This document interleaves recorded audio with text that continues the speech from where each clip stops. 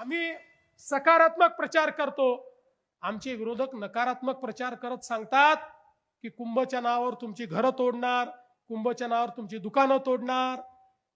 खरं म्हणजे मला स्पष्टपणे सांगितलं पाहिजे की या ठिकाणी कोणालाही विस्थापित करण्याकरता आम्ही आलेलो नाही।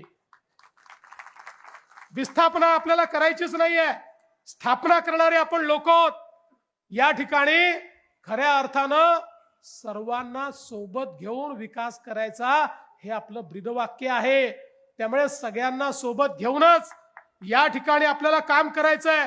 आणि म्हणून आपण कुंभाच्या निमित्ताने पिण्याच्या पाण्याची योजना तर घेतली, पण ती 12ही महिने त्र्यंबकेश्वरच्या लोकांना 24 तास पाणी मिळेल एवढं पाणी या ठिकाणी आणण्याचा आपला प्रयत्न आहे। कुशावर्ताला स्वच्छ पाणी असलं पाहिजे हा आपला प्रयत्न आहे। इथले रस्ते हे चांगले राहिले पाहिजे, त्याच्यावर खड्डे पडू नये अशा प्रकारचे रस्ते झाले पाहिजे हा आपला प्रयत्न आहे। या ठिकाणी आरोग्याची सेवा ही उत्तम असली पाहिजे हा आपला प्रयत्न आहे। या सगळ्या प्रयत्नांकरता आपण हे काम सुरू केलं आहे, कारण मोदीजींनी सांगितलं आपल्या महाराष्ट्रामध्ये 50% लोक हे केवळ 350 शहरांमध्ये राहतात। त्र्यंबक सारखे 350 शहर आहेत ज्यात महाराष्ट्राची 6.5 कोटी लोक राहतात।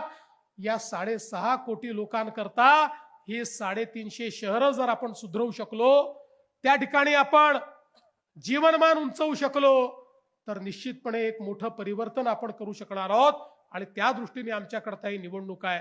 म्हणून मी तुम्हाला एवढीच विनंती करण्याकरता आलो आहे की आपल्या शहराच्या भविष्याकरता, आपल्या पुढच्या पिढीच्या भविष्याकरता आज या ठिकाणी एक अतिशय सुंदर अशा प्रकारचं शहर घडवण्याकरता आणि खऱ्या अर्थानं संपूर्ण भारतामध्ये ज्या शहराकडे लोकांचं लक्ष असतं, जिथे येण्याची प्रत्येक या ठिकाणी हिंदू समाजातल्या प्रत्येक व्यक्तीची इच्छा असते, ते शहर तसं साजेसं झालं पाहिजे हा आमचा प्रयत्न आहे।